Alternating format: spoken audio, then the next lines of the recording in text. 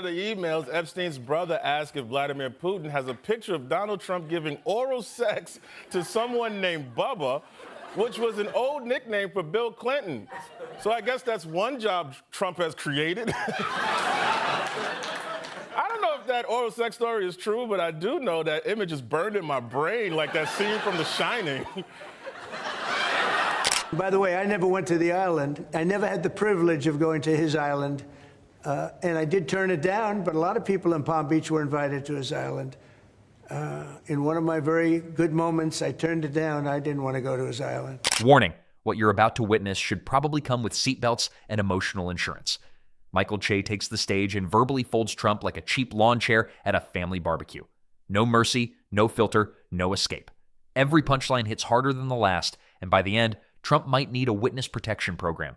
Stick around because this is the kind of comedy that makes even the audience look around like, did he really say that? President Trump said that he will only negotiate with Democrats when they agree to reopen the government, adding that he will not be extorted. Except that one time he famously got extorted by that mattress actress, Stormy Daniels. Trump also reacted to news that Prince Andrew lost the title of prince over ties to Jeffrey Epstein, saying he feels badly for the royal family. Trump even sent Prince Andrew a card to cheer him up. There are roast moments in comedy, and then there is whatever cosmic event happened the night Michael Che decided Trump would be his entertainment target. It wasn't just comedy. It was a full-scale demolition. One moment, the room was normal, calm, breathing. Next, people had their souls levitating as Che dropped jokes so sharp they could slice through marble countertops. Jeffrey Epstein claimed that he was, quote, the one able to take Trump down, which is pretty big talk for a guy who lost to a bedsheet.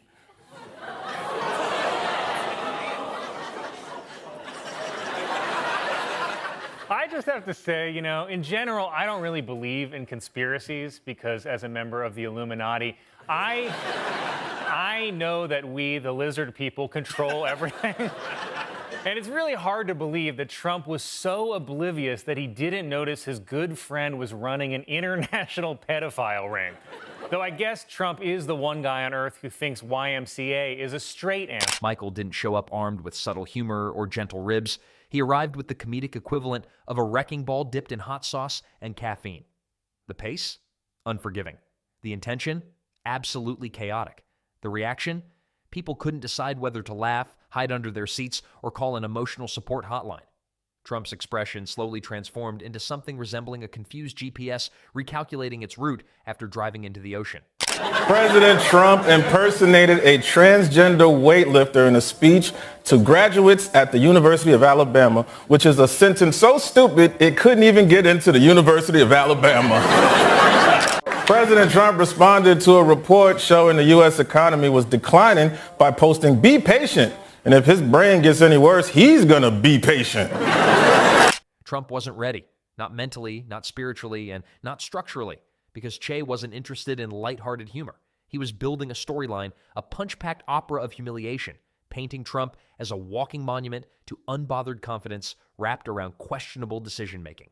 Every joke exposed a new layer, like peeling an onion that keeps producing tears for everyone in the room.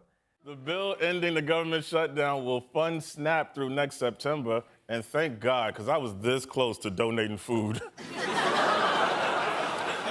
President Trump attended a Washington Commanders game on Sunday, and I guess he hasn't been to one in a while because he showed up in redskin. Then came the point in the roast where Che's comedic engine truly redlined. He went after Trump's personality, the bravado, the public persona, the gold-themed lifestyle energy that screamed, "I read my own motivational posters every morning." He dismantled everything from the exaggerated confidence to the cinematic ego, turning it into an ongoing spectacle that made everyone forget oxygen existed. President Trump addressed a joint session of Congress and claimed that no president has changed government faster than him. Yeah, and nobody changed airport security faster than bin Laden. The U.S. Navy said that it lost a $60 million F-18 fighter jet after it fell off an aircraft carrier into the ocean. Well, thankfully, there's nobody at the bottom of the ocean who could use an airplane, oh God.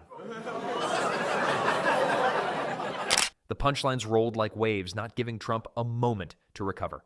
Every time he tried to compose himself, Che followed with another joke, hitting harder than a caffeine-addicted kangaroo in a boxing tournament. At one point, Trump's posture looked like someone deciding whether to teleport out of the room or pretend they were enjoying themselves out of sheer stubborn pride. Che highlighted every outrageous detail anyone ever noticed about Trump. The grand entrances, the dramatic hand motions, the epic level of self-promotion, and the permanent expression that screamed an autobiography should already exist. Che transformed Trump's persona into a cartoon character, the more brutal it became. Che switched styles with ease, sarcasm, exaggeration, irony, full-blown satire, like he was flipping through comedic weapons in a video game inventory.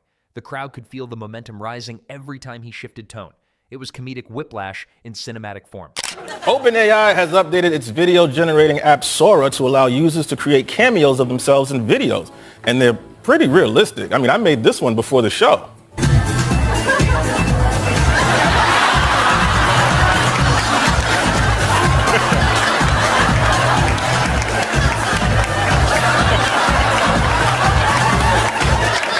The room reached a point where even silence became hilarious. A simple pause from Che created panic because everyone knew another verbal atomic bomb was incoming.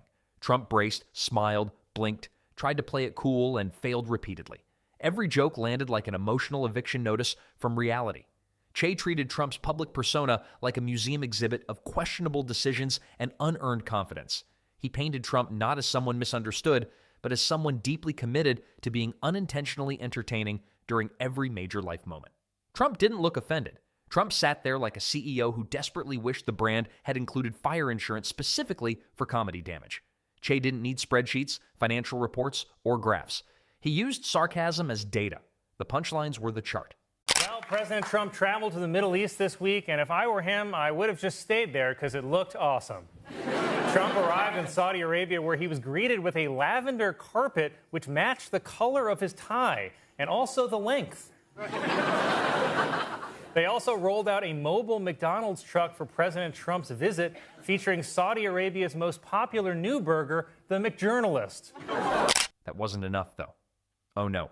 Che doubled down on Trump's public speaking style, the exaggerated certainty, the dramatic pauses that feel like buffering Wi-Fi, the constant belief that the crowd is mesmerized no matter what. Trump tried to laugh along, but every sound coming out of him felt like an exhausted GPS voice trying to reroute from disaster. People lost count of how many times their abs cramped. Nobody was safe. Comedy physics were broken. At that point, even the furniture could have laughed. And while Trump sat there pretending everything was fine, you could almost see the thought forming behind his eyes. This roast was not properly disclosed in the event invitation. The expression slowly shifted from forced confidence to existential contemplation. He was treating him like prime comedy material, simply too irresistible to ignore. Trump wasn't a villain in Che's bit. He was a character designed for entertainment, a fountain of personality quirks begging to be turned into punchline confetti. Donald Trump announced he is selling limited edition gold sneakers for $400. You can check them out on the feed of the guy getting dragged off your flight. Attorney General Pam Bondi claimed that if not for Donald Trump seizing fentanyl at the border, 75% of all Americans could be dead. But hey, don't threaten us with a good time.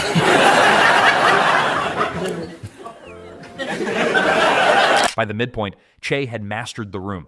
Every glance, every smirk, every perfectly timed pause sent the audience into hysterics. The energy wasn't just high, it was volcanic. Trump, sitting in the comedic blast zone, tried to maintain the signature confidence posture, but as each punchline landed, it became clear the wavelength shifted from, "I've got this," to "Someone please unplug the microphone before I evaporate." Then came the comedic climax. Che went beyond the persona and into the myth. The myth that Trump is larger than life, unstoppable, the center of the universe. Che stripped that mythology to the wires, revealing the hilarious truth. For all the swagger and bravado, Trump behaves like a man who believes the planet should run on applause and gold-trimmed enthusiasm. Just overwhelmed. He looked like someone who had walked into a talent show expecting a trophy and instead got turned into the punchline finale by the headliner. Che wasn't satisfied until the comedic mirror had zero distortion. Nothing left except raw exaggeration of Trump's biggest quirks. Elon Musk is reportedly spending nearly every day with Donald Trump at Mar-a-Lago. But don't worry, Elon will leave as soon as he finishes listing all the dinosaurs in alphabetical order. Elon Musk's new Department of Government Efficiency posted a job listing saying that they are looking for people willing to work 80-plus hours a week for no money. But you can't be surprised that the white African guy's first idea is slavery. And the audience adored it because Che wasn't mocking Trump like a political figure. He roasted him like a comedic gold mine that never stops generating material. Every detail became fuel: the tan, the slogans, the supreme confidence in every sentence he's ever spoken, the dramatic hand gestures that feel like he's conducting an imaginary orchestra of yes men, the constant belief that every mic stand should be lower, louder, and more important because he's using it. Che wrapped the roast by circling back to the original theme. Trump is the type of character comedians pray into existence.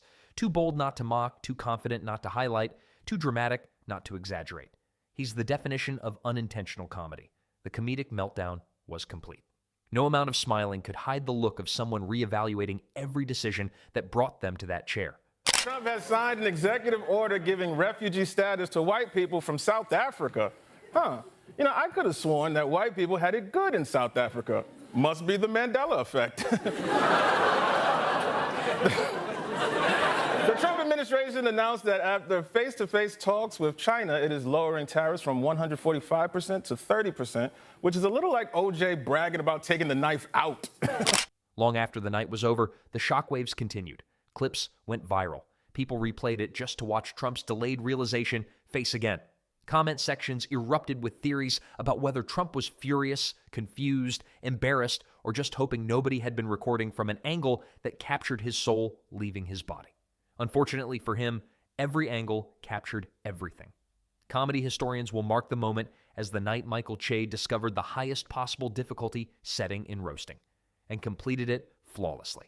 No shortcut, no hesitation, no mercy. Just pure, unhinged, every celebrity considering roast participation likely stared at that footage and reconsidered their life choices.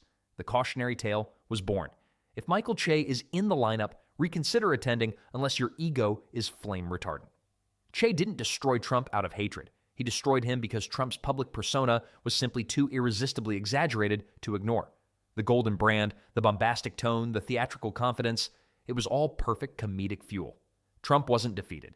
Trump was immortalized as premium roast content for generations. President Trump, while on his trip, said that Iran has sort of agreed to terms for a nuclear deal in the same way Trump has sort of agreed to uphold the Constitution.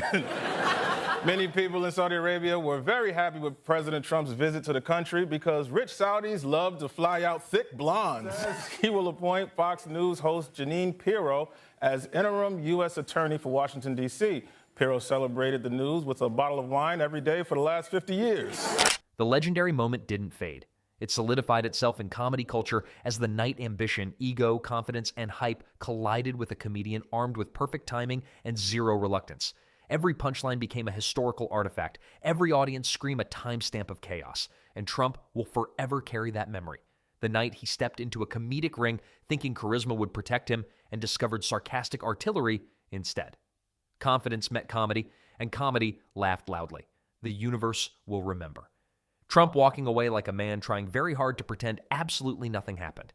The walk had the energy of someone whistling loudly after tripping in public, hoping the performance distracts from the fact that the fall absolutely did occur. He straightened his jacket, lifted his chin, and radiated the kind of confidence only someone in emotional quicksand can produce. The Democratic National Committee protested President Trump's plans to accept a $400 million luxury jet from Qatar by flying a banner over Mar-a-Lago reading Qatar-a-Lago. It's the kind of hilarious stunt that makes you realize why the Democrats will never win again. Ethical experts are also warning that Trump may owe political favors to countries who give him lavish gifts. But based on the way he left the Middle East, I think I know how Trump is going to pay them back. Meanwhile, Michael Che became an instant legend in the invisible league of comedians who push boundaries without breaking a sweat. The comedy community didn't just applaud, they studied it like meteorologists analyzing a tornado. Slow-motion replays, frame-by-frame breakdowns, digital forensic research on every micro-expression from Trump's face. Entire threads online dedicated to tracking the exact second Trump realized he was no longer in the driver's seat. It was comedy science. Those who watched live gained bragging rights for life. Every retelling starts the same way. Did it reach Che-level destruction? It became a measurement tool, a scale of comedic brutality. Minor burn, medium roast, heavy roast, or Che-grade incineration. Only one performance ever reached the final category. Trump may never publicly acknowledge that night, but the memory will wander behind his eyes forever. The location of that roast sits right inside his mind like a high-budget action scene on loop, whether he likes it or not. Because no matter how many speeches he gives, interviews he does, or headlines he chases, there will always be one unstoppable truth floating in comedy culture. Michael Che didn't just roast him. He rearranged the blueprint of roasting itself.